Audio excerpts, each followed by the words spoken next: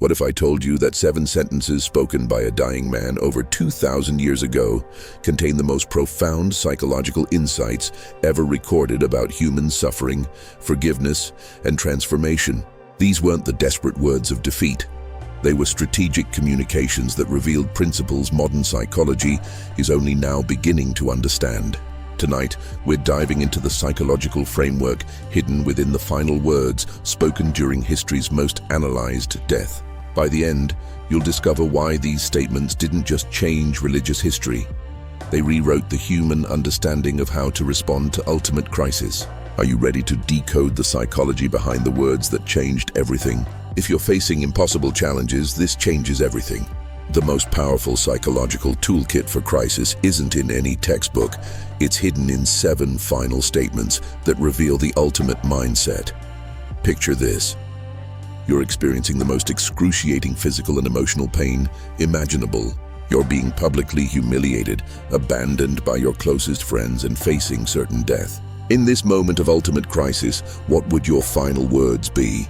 Anger, desperation, calls for revenge? This analysis suggests that most humans, when pushed to their psychological breaking point, revert to fundamental survival responses: fight, flight, or freeze. But here's the mystery that has puzzled psychologists for decades. The carpenter from Nazareth's response defied every known pattern of human behavior under extreme duress. His first recorded words during crucifixion weren't about his own suffering, weren't cries for help, and weren't expressions of rage toward his executioners. Instead, he said something that modern neuroscience tells us should have been psychologically impossible given the circumstances. His first statement was a request for forgiveness, not for himself, but for those causing his suffering. "Father, forgive them, for they know not what they do." This response represents what cognitive psychologists now recognize as the highest form of emotional regulation under stress. It demonstrates what researchers call cognitive reappraisal, the ability to reframe a situation to change its emotional impact. What makes this even more extraordinary is the timing. Pain research shows that extreme physical suffering typically hijacks our prefrontal cortex, the brain region responsible for higher-order thinking and emotional control. When we're in severe pain, our brains default to primitive survival responses. Yet this analysis suggests that instead of cognitive deterioration, we see cognitive elevation. Instead of psychological breakdown, we observe psychological mastery. This first mystery reveals something profound about human potential under crisis. The possibility that extreme circumstances don't have to produce extreme negative responses.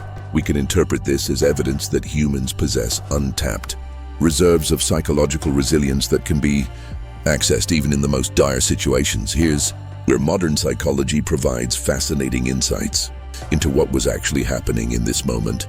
Neuroscientist Dr. Daniel Siegel's research on emotional regulation shows that forgiveness under stress requires the simultaneous activation of multiple brain networks: the prefrontal cortex for executive control, the anterior cingulate for empathy, and the insular cortex for self-awareness. This analysis suggests that the carpenter's response demonstrates what psychologists call stress-induced growth, rather than stress-induced breakdown. Viktor Frankl, a Holocaust survivor and psychologist, discovered that some individuals can transcend their circumstances by finding meaning in their suffering. This first statement appears to exemplify that principle, transforming personal agony into a teaching moment about human compassion. But there's a deeper psychological mechanism at work here. Research by Dr. Sonia Lubomirsky shows that forgiveness activates the brain's reward system, releasing neurotransmitters associated with well-being even in the midst of trauma. We can interpret this as a form of psychological self-preservation. By choosing forgiveness over revenge, the carpenter was actually protecting his own mental state from the corrosive effects of hatred and bitterness. What's remarkable is the cognitive empathy demonstrated in his reasoning. They know not what they do. This suggests that even while experiencing extreme physical trauma, he maintained what psychologists call theory of mind, the ability to understand others' mental states and motivations. Most humans lose this capacity under severe stress, reverting to black and white thinking about perpetrators and victims. Modern research on post-traumatic growth shows that individuals who maintain perspective and meaning during trauma are more likely to emerge psychologically stronger. This first statement suggests a real-time application of what we now recognize as the most sophisticated trauma processing techniques. This reveals the first psychological principle. Extreme circumstances can trigger extraordinary psychological responses when we maintain focus on meaning rather than suffering. The key insight is that forgiveness isn't just a moral choice, it's a psychological survival strategy that protects the mind from being consumed by trauma. The Carpenter's response teaches us that human consciousness has the capacity to transcend immediate physical experience through cognitive reframing and meaning-making, even under the most severe conditions. Think of your mind like a computer operating system under attack from malicious software. Normally, when a virus, trauma, overwhelms the system, everything crashes and you're left with a blue screen of death, anger, despair, revenge fantasies. But imagine if, instead of crashing, your operating system had an advanced security protocol that could transform the virus into helpful code. That's essentially what happened here. Instead of letting trauma corrupt his mental processes, the Carpenter activated what we might call forgiveness software, a psychological program that converted the pain into compassion and the injustice into understanding. His brain, under extreme duress, chose to run empathy applications rather than revenge programs. This isn't just ancient wisdom, it's cutting-edge neuroscience. When we choose forgiveness over vengeance, our brains literally rewire themselves for resilience rather than resentment. The first principle is this: our response to extreme circumstances matters more than the circumstances themselves. Modern research confirms that people who practice forgiveness under stress develop stronger neural pathways for emotional regulation and are less likely to develop PTSD. The Carpenter demonstrated this principle in real time, showing us that even in our darkest moments, we have the power to choose responses that heal rather than harm our psychological well-being. If this is blowing your mind, stop right now and hit the subscribe button. Why? Because what comes next will blow up your view on handling life's worst moments. And if you don't subscribe, the algorithm will hide my next secrets from you. But the psychological sophistication doesn't end there. The second recorded statement presents an even more intriguing mystery about human priorities under extreme duress. While dying, the Carpenter looked at his mother and a close friend and said, "Woman, behold your son. Son, behold your mother." He was essentially creating a new family structure and ensuring his mother's care while being executed. This reveals something extraordinary about human psychology under crisis. Most people, when facing death, become entirely self-focused. It's a natural survival response. Our brains conserve energy for essential functions and shut down concern for others. Pain researchers have documented this phenomenon extensively. Severe suffering typically narrows our attention to immediate physical needs and personal survival. Yet this analysis suggests we're seeing the opposite pattern, a naive expansion of care and consideration even as personal resources were being depleted. This demonstrates what psychologists call other-focused coping, the ability to find meaning and purpose through caring for others even during personal crisis. What makes this even more psychologically fascinating is the practical nature of his concern. This wasn't abstract philosophy about love and care. It was concrete problem-solving about his mother's future security in a society where widowed women without male relatives faced severe economic hardship. Even while experiencing maximum physical and emotional stress, he was engaging in what cognitive psychologists call executive planning, a complex, future-oriented thinking. Modern research by Dr. Stephanie Brown shows that helping others during our own times of stress actually reduces our own pain perception and increases our psychological resilience. This phenomenon, called tend and befriend, appears to be exactly what we observe in this second statement. By focusing on solving his mother's needs, the Carpenter was unconsciously activating psychological resources that helped him cope with his own trauma. This presents a second mystery. How does focusing on others' needs during our own crisis actually strengthen our ability to endure that crisis? The answer reveals something profound about human psychology and our interconnected nature. The psychological principle underlying this behavior is what researchers call self-transcendence, the ability to expand our sense of identity beyond our immediate physical experience. Dr. Reed Larson's studies show that people who maintain concern for others during personal crisis develop what he terms expanded self-schema, a psychological framework where our well-being becomes connected to others' well-being. This analysis suggests that the carpenter was demonstrating advanced emotional intelligence under extreme duress. Research by Dr. Daniel Goleman shows that emotional intelligence includes the ability to maintain social awareness and relationship management even during personal stress. Most people lose these capabilities when facing death, but this case shows the opposite pattern. There's a deeper neurological mechanism at work here. When we engage in caregiving behaviors, our brains release oxytocin and endorphins, natural pain relievers and mood elevators. Dr. Stephanie Brown's research at the University of Michigan demonstrates that people who help others during stressful situations show reduced activity in brain regions associated with stress and increased activity in reward centers. We can interpret this second statement as an unconscious application of what modern psychology calls benefit finding, the ability to identify positive outcomes or meaning within negative experiences. By creating new family bonds and solving practical problems, the carpenter was generating a sense of purpose and accomplishment even while dying. What's remarkable is the emotional regulation this required. Grief research shows that anticipating the loss of important relationships typically triggers intense anxiety and protective behaviors. Yet instead of clinging desperately to his mother, he was thoughtfully preparing for a future he wouldn't be part of.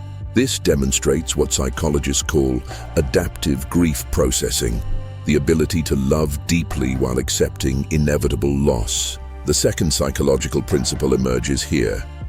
Maintaining connection and care for others during personal crisis activates psychological resources that enhance our own resilience. This isn't selflessness undermining self-preservation, it's sophisticated self-care through other care. Modern research confirms that people who maintain social connections and helping behaviors during trauma recover faster and develop greater post-traumatic growth. The carpenter's response teaches us that human psychology is fundamentally social. We're actually stronger when we stay connected to others' needs rather than becoming entirely self-focused during crisis.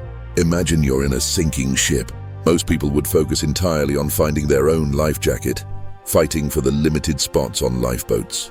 But imagine someone who, while the ship is going down, starts organizing lifeboats for others, making sure everyone knows the safety procedures, and even introducing strangers who might need to rely on each other for survival. You'd think this person was crazy, right? How can you help others when you're drowning? But here's the fascinating part. Maritime rescue research shows that people who help organize rescue efforts during disasters actually have higher survival rates than those who focus only on themselves. Why? Because helping others activates problem-solving skills, creates social bonds that lead to mutual aid, and reduces panic. The carpenter demonstrated this principle perfectly by creating new relationships and solving others' problems while facing his own death. He was actually strengthening his own psychological resources. His brain was generating meaning, purpose, and connection, the exact psychological nutrients needed to endure extreme suffering. The second principle is this: caring for others during crisis doesn't drain our psychological energy. It multiplies it. When we expand our concern beyond ourselves, we tap into reserves of strength we didn't know we had. This isn't just ancient wisdom. It's verified by modern neuroscience. People who maintain helping behaviors during personal trauma show increased resilience and faster recovery. If you're still watching, you are different from most people. Prove it. Leave your like now and subscribe, because people like you deserve to know all the secrets I'll reveal in the next videos. Now we reach the most psychologically profound statement, and the one that reveals the deepest principle about human consciousness under ultimate pressure. After hours of suffering as death approached, the carpenter's final words were, "Father, into your hands I commit my spirit." This wasn't a desperate plea or a defeated surrender. It was what psychologists now recognize as the ultimate expression of psychological integration. Here's what makes this extraordinary from a psychological perspective. Most people, when facing death, experience what researchers call terror management, an overwhelming fear that leads to either denial, panic, or desperate bargaining. The Carpenter's response suggests something entirely different, what we might call conscious surrender or intentional release. This analysis suggests we're witnessing the highest level of what Viktor Frankl called spiritual transcendence, the ability to find meaning and peace even in the face of ultimate loss. Modern research by Dr. Kenneth Pargament on religious coping shows that people who can surrender control while maintaining trust in larger meaning systems demonstrate the lowest levels of death anxiety and the highest levels of peaceful dying. But there's a deeper psychological mystery here. The word commit suggests an active choice, not passive resignation. In Greek, the original term implies entrusting something valuable to someone reliable. This demonstrates what psychologists call secure attachment under stress, the ability to maintain trust and connection even when facing abandonment and loss. What's remarkable is the integration this statement represents. Throughout the ordeal, we've seen forgiveness, cognitive mastery, care for others, social connection, and now surrender, spiritual transcendence. This suggests that human consciousness, when functioning at its highest level, can integrate multiple psychological domains simultaneously: emotional, social, cognitive, and spiritual. Research by Dr. Harold Koenig on death and dying shows that people who can integrate these multiple dimensions during terminal illness experience what he calls transcendent dying, a psychological state characterized by peace, acceptance, and continued growth even as physical life ends. This presents the final mystery. How can facing the ultimate loss become a moment of ultimate psychological integration and growth? The psychological principle underlying this final statement represents what researchers call post-traumatic growth at the moment of trauma, rather than waiting for recovery to begin growth. Growth happens within the traumatic experience itself. Dr. Richard Tedeschi's research shows that some individuals can experience increased wisdom, stronger relationships, and deeper spiritual understanding not after trauma, but during it.